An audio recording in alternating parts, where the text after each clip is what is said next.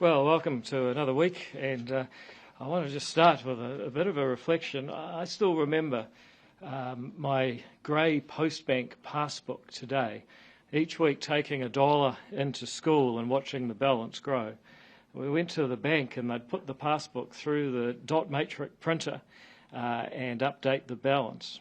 And I think if we can do one thing, if we care about financial literacy, it's make it easy for every child to have a bank account.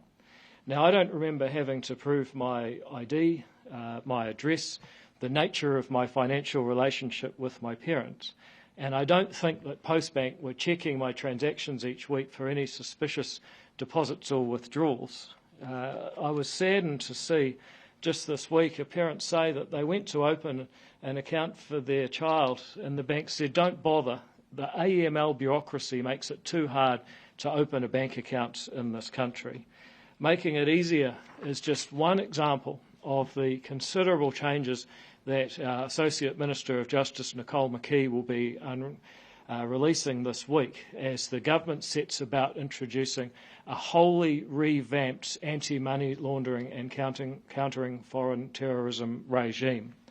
We're going to make sure that this area of bureaucracy, red tape and regulation, one of the most complained about and annoying there is fixed up so that people who want to open a bank account, set up a trust, buy or sell a house and just go through the stuff of life with their financial affairs can get it done and not be tied up in red tape and bureaucracy for no reason.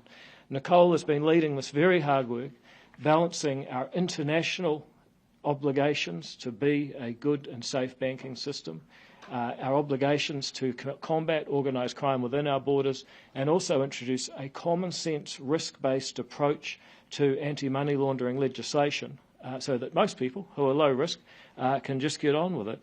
And with that introduction, I'll turn you over to Nicole. Happy to take questions about that and then any other issues of the day you may want to talk about. But Nicole.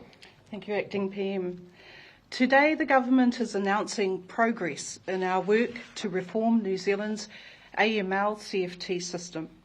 The system within our law focuses on tackling crime in the areas of anti-money laundering and countering the financing of terrorism. Our AMLCFT system plays an important role. It contains requirements for businesses and individuals that are intended to prevent crime, particularly organised crime. We need to ensure that the law contributes to that key purpose. And to do that effectively, we need an agile, streamlined system that is laser-focused on real risk. Unfortunately, too often the requirements are confusing, they're obstructive, and they're also costly. For example, where mothers cannot open bank accounts for their children unless they're able to prove where their child lives. Or elderly widows who had relied on their husbands to take care of the bills and are now unable to have a bank account in their own name because they have no written proof to say that they live in their own home. These are clear indications of how the system is failing to take a properly risk-based approach. The changes we are making will ensure we have a truly risk-based system. This will better enable law enforcement to crack down on organised crime by providing the financial intelligence needed to go after the criminal organisations. It will also be more aligned with international obligations and standards and will provide regulatory relief for the lower risk businesses and the public. Our changes include removing both address verification requirements for many customers and relaxing enhanced customer due diligence requirements for lower risk trusts. This will help make it easier for mums and dads to set up bank accounts for their kids and easier for vulnerable Kiwis, including the elderly, to get access to essential financial services. Similarly, opening a bank account for children should be a simple and a positive step, teaching them the value of saving. And unfortunately, regulations designed to prevent serious crimes can make the process unnecessarily difficult. Under the government's new reforms, banks will be allowed to apply a simplified process when the risk is low. These are common sense reforms. Through this work, we are building on our coalition agreement promises to tackle organised crime and to cut the red tape where it's appropriate to help the Kiwis live and do business more easily and at less cost. We're focusing on outcomes rather than ticking boxes and trusting New Zealanders to make responsible decisions without being buried under regulation. There's more to come, and I look forward to sharing the next steps with you shortly. Any questions? Isn't and I get that it might sound a little bit trivial to counter this, but the fact that there's so many steps and balances and checks on something as trivial as a child's bank account, isn't that kind of the point of the legislation if somebody's going to use that for nefarious purposes? Have you done any sort of risk analysis on how many people have been using or in the past have been using children's bank accounts for money laundering and such things? Well, the whole point of the regime was to try and stop dirty money from flowing overseas. And we've put so much restraint on everyday Kiwis being able to go about their business without actually looking at whether or not we're following the dirty money. So when we look at whether or not bank accounts are being set up, it's hard to see whether or not there is money being laundered through children's bank accounts, but we have restrictions in place, such as $1,000 limits on transactions that are taking place. This means that we can't be using children's bank accounts to launder money, and we want to ensure that that process is there for our kids and their futures. So you're confident that the changes that you've announced today won't allow people to launder money through kids' bank accounts? Yes, I do feel confident with that. And not only that, the Financial Action Task Force told us we need to go out there and take risks. For the last 11 years, we've done none of that. It's about time we let Kiwis get on with living. No longer requiring proof of address. Is that just for children's bank accounts or for adults as well? It's going to be for some adults as well, in areas where people know who their customer is. So, for example, if you've been dealing with an entity for 20 years, you've already proven that you are who you are. Why should you have to keep doing it again and again? It's the kind of thing that just annoys people so much. I've been going to the same lawyer for 20 years. I know them. I even have a drink with them sometimes, and I have to prove who I am. What Nicole's doing, in my view, is just common sense, risk proportionate. It's balancing our need to fight organised crime and keep our international obligations with some basic common sense so people don't get infuriated by crazy requirements all the time. And who makes the risk assessment? The banks will make the risk assessment at the time that you open an account or come in wanting to open an account for your child, or if you're an elderly widow. The banks will be able to make that assessment, and there'll be guidelines that will be given to them by the supervisors in due course. And that comes with conditions though, so it could have transaction limits of a certain amount. Is that how that works? The transaction limits will be $1,000 at a time. And what other low risk sort of conditions could there be? Well, I think that's low risk enough. I mean, if you have a 2-year-old that's suddenly depositing $1,000 every day, you are going to raise some alarm bells there. Yeah, I mean, you could always come up with a crazy situation, but I think to some extent this is about restoring some sanity to an area that has been, frankly, insane for too long. Thomas? Do officials think of the changes, have they raised any kind of thorny areas where one trade-off you're making in favour of ease of use has come at the cost of potentially opening a door to money laundering again? The officials are thrilled that they've finally got a minister who's taking this on board, who understands the scenarios and the issues that we face, and starting to give relief to Kiwis so that they can go about operating their businesses, buying and selling homes, operating those bank accounts easy. So they are thrilled that we're making some changes while still following the dirty money and meeting our international obligations. So they're fully on board with the benefits that this regulatory change is creating in terms of helping people access financial services are worth any potential costs on the other side? Yes, well, the officials have told us that it's been long overdue. At the end of the day, this government has decided to do something about it, and the officials are supporting us to do so. How big a problem is it? Can you quantify how many people have complained about the process? Can't tell you how many people exactly have complained, except for the number of people who have told me that they can't open bank accounts. And this is a very core Kiwi thing. The Acting Prime Minister told you about his time at school. I think I'm showing my age by saying the same thing happened to me, and I think to many other people here as well. It was in dollars and cents though, right? But when we hear that children cannot open a bank account, there's something very un-Kiwi about that, about teaching our children how to save. And this is going to be the first in many steps of relief that we can give to Kiwis. Just add for Thomas also, Nicole has a series of announcements throughout the week, but in some areas it's going to get tougher, and it's really, I think, about being more risk proportionate and more targeted.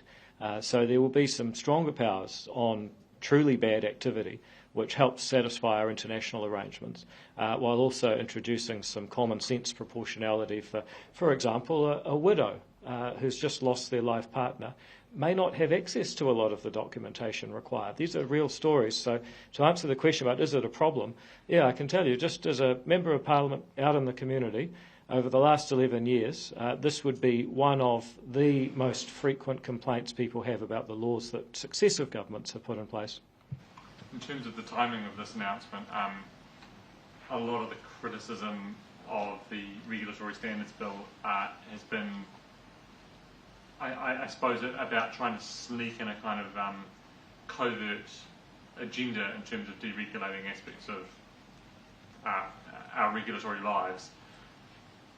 Would it be fair to say that you're using this announcement to show that there is a common sense reason for deregulating some parts of life that is not necessarily about trying to remake the constitution of this country? Well, first of all, I think that this example does show why we need to get better at regulating in this country. But actually, just about any week that I talk about the Regulatory Standards Bill, I can point you to, if it's not AML, it's CCCFA. If it's not that, it's Building Act and Building Standards. If it's not that, it's Resource Management Law. If it's not that, it's the regulation of early childhood education. Every week, in every way, New Zealanders are spending too much time on regulatory activity instead of productive activity. And the core of the Regulatory Standards Bill and the entire regulation portfolio is to free people up from pointless compliance activity so that we can get on with providing for ourselves and our families and our communities. Just on the Regulatory Standards Bill, did you catch any of Geoffrey Palmer's submission? If so, what did you think of it? Well, I mean, look, he's got every right to his opinions. But frankly, if he thinks that it's too hard for the government to keep tabs on all the rules it's making, he should be worried about all the poor buggers out there that have to follow the government's rules. And this is one of the points I've frequently made. If it's too much of a faff to make laws carefully and properly here in Wellington, imagine how much a faff it is for the people out there who take longer to get permission to do something than actually do it. That's the real problem. There were quite a few people that submitted today that were against the bill. Did it give you pause for thought at all around progressing it? Well, I'll have a look at what they're saying specifically, but I have to say there's been so much misinformation about the bill that you have to really search for a needle in a haystack to find a really constructive criticism about it.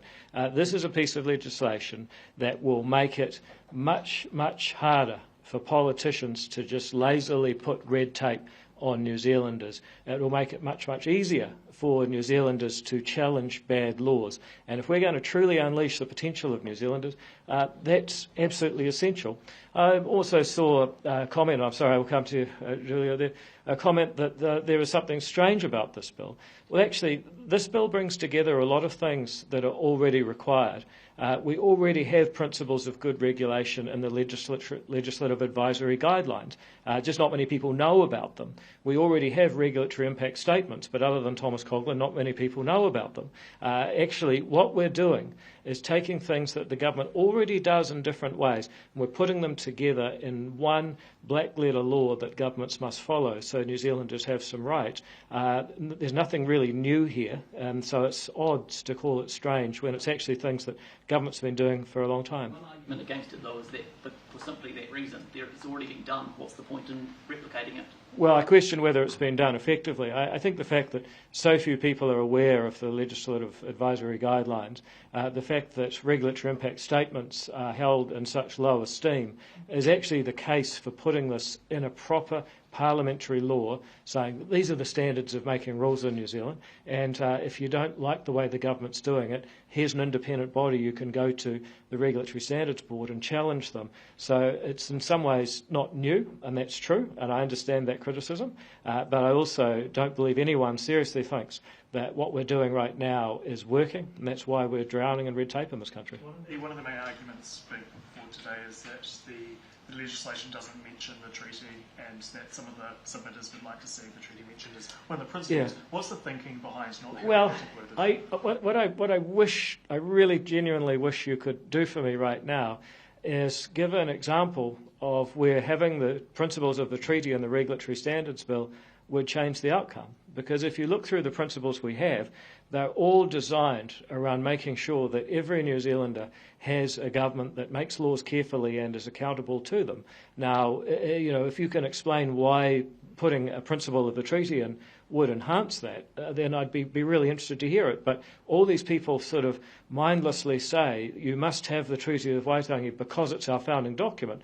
All of that is true, but they're not really able to give a practical example of why making the treaty a principle in this particular law would change the amount of red tape New Zealanders face, which is its purpose. Just to be clear, you do think that legislation should be measured against our founding document? Well, I don't understand how that is going to change the outcome. And again, my challenge is, if you can give me an example of what it would mean. That you just said that was fair. It was a fair point to make, to expect that legislation would be. That's not what you just said? No, I think you're mixing up two things I've said. It is true that it's our founding document, but it's not true that legislation must be measured against it. So that's your position? You don't think the Treaty of Waitangi needs to be taken into consideration when it comes to legislation? No, I'm open-minded. I'll consider it if people can give me... Put it into this legislation here, into this bill. I'm open-minded, and I'll consider it if people will give me a practical example of how considering the principles of the treaty would change the law. Because you designed this piece of legislation, you determine whether the treaty should have a place in it. Why have you decided it doesn't? Because I'm still waiting. I mean, you could give me an example right now, right? But you're not going to. The basic point is that it's our founding document. Okay, but how does that change the practical outcome of the laws that people in New Zealand end up following? It doesn't change it as you suggest. What's the problem in putting it in there? Well, first of all, I don't want people to invent a reason to further down the track. Second of all, why would you put something in for no reason? I mean, this is the kind of mindlessness that... The founding document of this country. But the point of the law is to improve the rules that New Zealanders have to live under. This is actually a practical project. It's not a sort of spiritual exercise. It's actually... It draws back to your idea that the treaty is in itself red tape. No, I haven't said that at all. Is that what you're suggesting, though? No, I haven't said that at all. No, I haven't suggested that at all. That's what you'd like to report, I can tell. But interpret your comments. Well, here's the if you can find any person that will give me a practical example of how putting the treaty into the Regulatory Standards Bill would change the outcome in a way that's better for all New Zealanders, then I'm open-minded. I have been the whole time.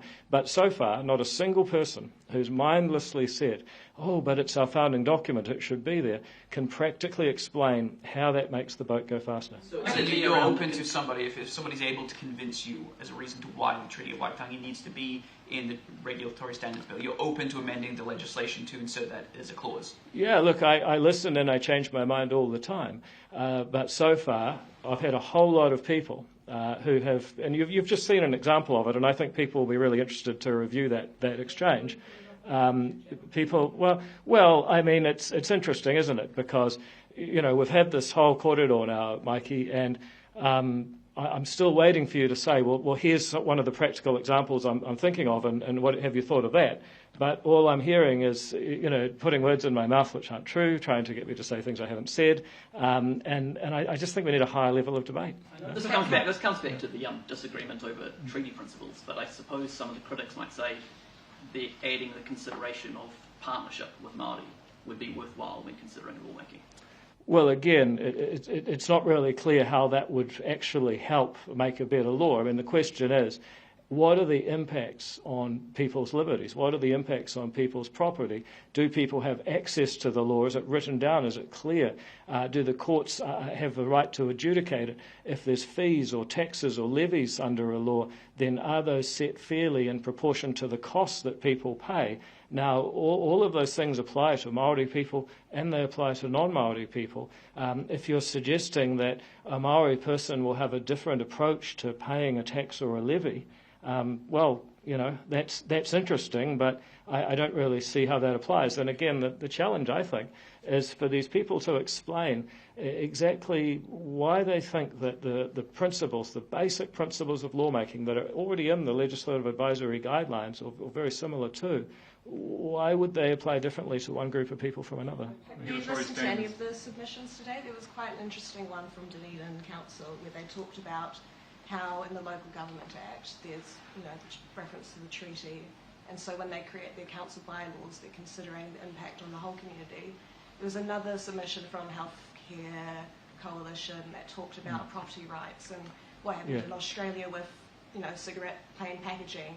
Philip Morris argued that their property rights had been violated, so that resulted in a very lengthy, very costly... Well, there's two interesting examples, and I haven't seen those specific submissions. I haven't been able to watch them all day, but when it comes to consulting the whole community, I mean, one of the things the bill says is that all people who are directly and materially affected should be consulted. So I completely agree with that.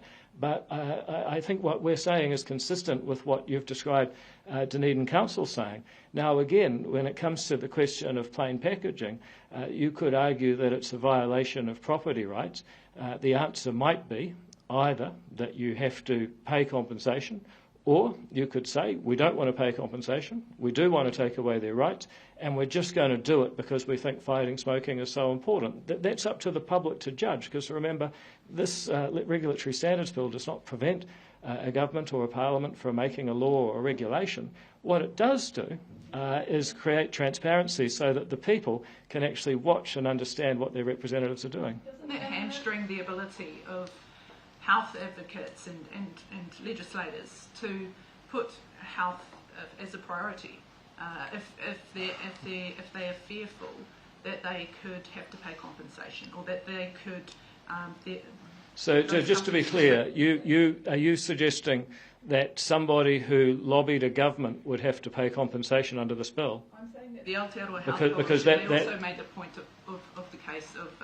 well, that wouldn't happen. That's a nonsense. Well, they just said that the fear is that corporations could take the government to court over situations like that. Right. Are you concerned that could be the case? Well, no, because the legislation is very, very clear. It says nobody gains any actionable legal rights from this piece of legislation. So you would be laughed out of court immediately if you tried to take such an action, because I'm deliberately putting it there in black and white. So legal experts who have also raised similar concerns, and they've read the black and white fine print as well, and yet they still have concerns around that particular point, around the potential for compensation claims to be taken against the government. Well, this is one of the areas, if you follow the debate and you read, that's been totally debunked. There's people have said, the people claiming that this will force a government to pay compensation, being sued by anybody. They've said that that's not true. These are people who, by the way, oppose the bill, but they say, that's basically peddling conspiracy theories, and you ought to stop. No, it's not me. Sorry, with all due respect, Deputy Prime Minister, acting. It's not me. It's the people who have made submissions today, legal experts. And they've been debunked. I mean, it's there in black and white. People have said, look, I oppose this bill, but on that basis it's wrong. So again, I think you need to look more closely. Is there a failure here from potentially your perspective or your office to have not have done a better job proactively getting ahead of these concerns and selling the bill in a different way, or is it the sense that you feel there is a lot of bad actors out there that are spreading noise, or is it a mix of the two? I go back to something like, you might remember the Trans-Pacific Partnership.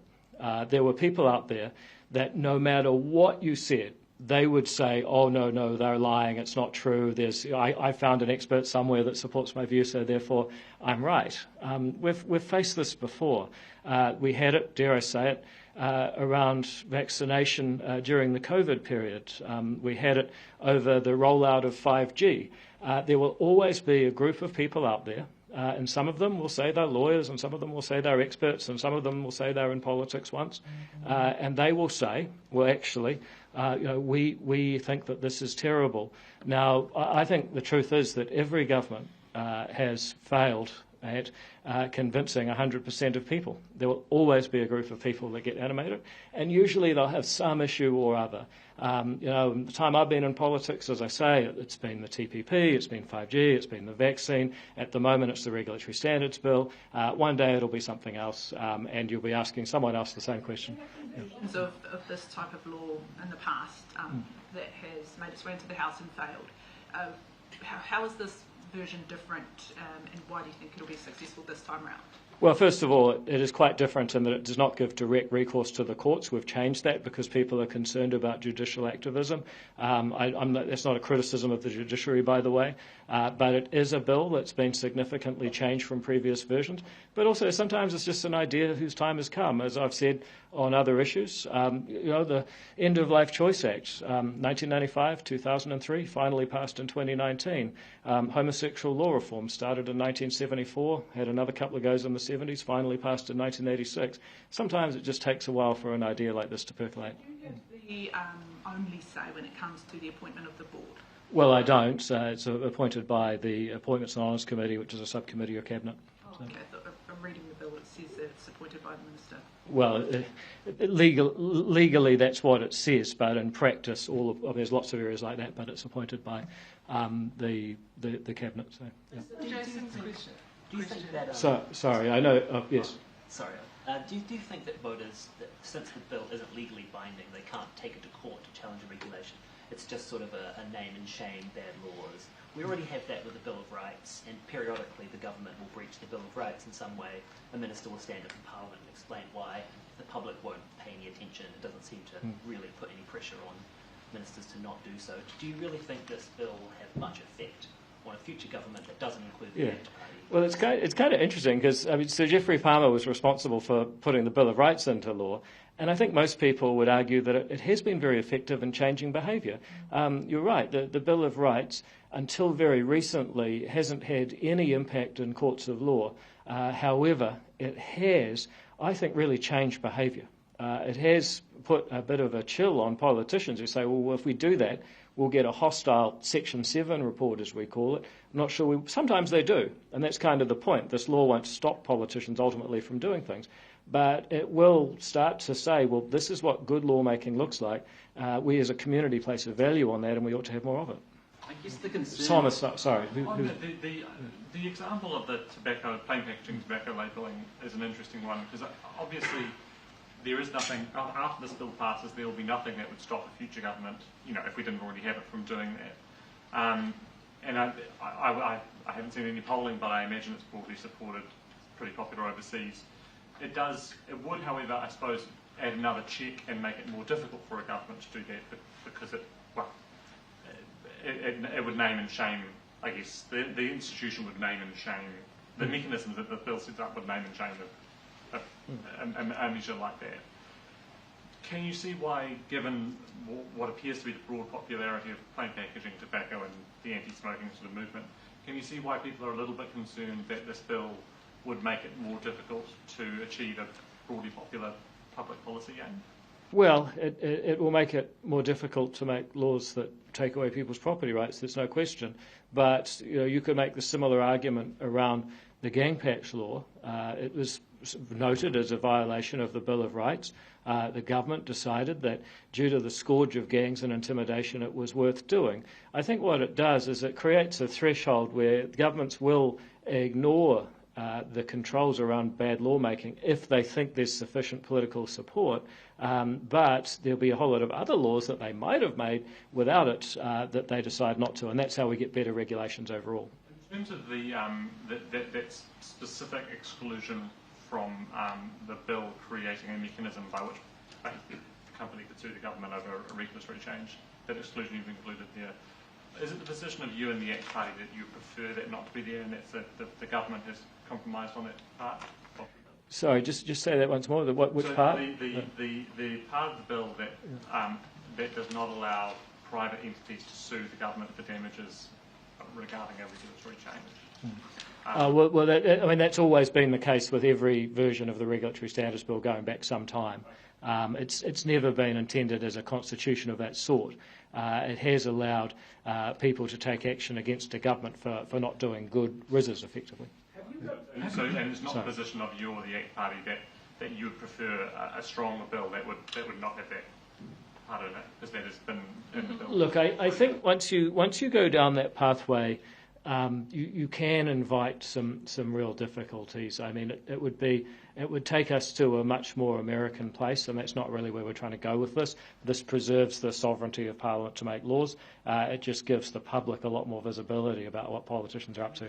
The way that the treaty is touched by, or not touched by, the bill, do you think that the impact of the Regulatory Standards Bill on the way that the treaty is applied across the gamut of government, do you think it will have no change on the way that the treaty is applied across government, or a change, I'm not sure positively or negatively, but do you think it will change the application of the treaty in some way? I think it'll have very little effect. I mean, it will uphold people's property rights more than anything. And frankly, I actually think it would have been helpful if the Regulatory Standards Bill was in place in sort of the 1840s, 50s and 60s.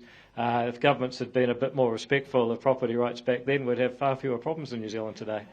Just one final one, sorry. Yeah. One of the regulatory red lines, I think, in the last 10 years is the Te Mana o Te Wai stuff. And I suppose you could trace the genealogy of that to iwi that are frustrated with the way that their water has been treated in the past, and that has led to problems in a treaty sense, because you'd probably say that Article 2 is pretty clear around stuff like water. Mana o Te Wai is pretty clearly an attempt to address that. It became very unpopular on the other side of things because it is quite restrictive, but you do have an issue there, wouldn't you agree, where you have a very real or an arguable case of a treaty, an important aspect of the treaty that has a bearing on regulation that has been decided in favour of quite a rigid upholding of the treaty, and then something on the other side where you can see something that is very clearly tough for business, and this bill would seem to direct the government to veer towards business and away from the treaty in a way that might lead to problems down the line, because you can see if you do have issues with water that we might not be happy with it. Well, I think, to be honest, it's not quite right to characterise iwi or Maori as having one interest in this. A lot of people in the Maori world, particularly post-settlement governance entities, are very big into economic development and business, and they're very concerned about the regulatory impacts that they have. They want to be able to develop property, to farm, to use water, just as well as anyone else. And what we all have a common interest in, and what the Regulatory Standards Bill promotes, is the idea that we have property, the government should not interfere with it unless there's a very good public reason to do so, that it should consult those who are materially and directly affected, and that it should be able to define the problem and show that the benefits of the law are greater than the costs. Now, if we all just stuck to that, I think we would have much healthier, wealthier, longer lives in this country, and far less time tied up in red tape and regulation. Do you have any regrets at all about sort of any of the language that you've used and the way that you've communicated this, from the regulatory derangement syndrome to your newsletter that you just put out about a horde of left-wing academics and lobby groups? I mean, say what you want about defending the bill, absolutely is your prerogative, but is it, as a minister, is that the sort of language that you should have been using during this debate? Yeah, I actually stand by all of it for the very simple reason that I don't know how else you can describe people who just repeatedly say things that aren't true in a coordinated way. And I think that so you have to call that out. I don't know how else you describe people say things that are repeatedly untrue, and then you hear that the untruths get repeated, and sometimes you realise a person that said that a lie can travel twice around the world while the truth is doing up its shoelaces was onto something. So yeah, I don't know how else you can describe that behaviour, to be honest. Seymour, do you think banks are being fairly taxed? Yeah, I do. I mean, I look at what they're paying. Some of the biggest taxpayers in New Zealand are banks. They're all paying right on the 28% average tax rate as their company tax. There's nothing to suggest that they are not paying the same share that they would if they were any other kind of business.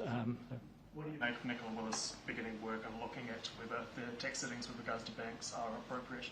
Well, Nicola, like most ministers, is always asking for advice, always tossing around the ideas, but I suspect the outcome of that will be that they're fairly taxed. So if she brought a proposal to Cabinet prior to the next budget, as she suggested she might do, would you block that if it was going to increase the tax that banks had to pay? Well, the question would be around fairness, and I think the way to look at it is, sure, they're in banking, but if they were, say, a dairy company or a manufacturing company or a retail company, and they were doing pretty much the same stuff, making the same profit and paying the same tax, would you treat them differently? Because one of the core principles of taxation is that like taxpayers pay tax alike, and unlike taxpayers pay tax unalike based on the size of the difference. So, you'd start with fairness as your principle, but hey, look, maybe there's more information I'm not aware of. I'm just looking at the headline figures published, I think, in the Herald the other day, which seem to show a consistent pattern. She's looking at the Australian regime, looking at the comparisons. Australia has a major banks levy, which was introduced, I think, in 2017, which levied banks with, I think, liabilities of more than $100 billion. She's noted that New Zealand doesn't have a similar levy.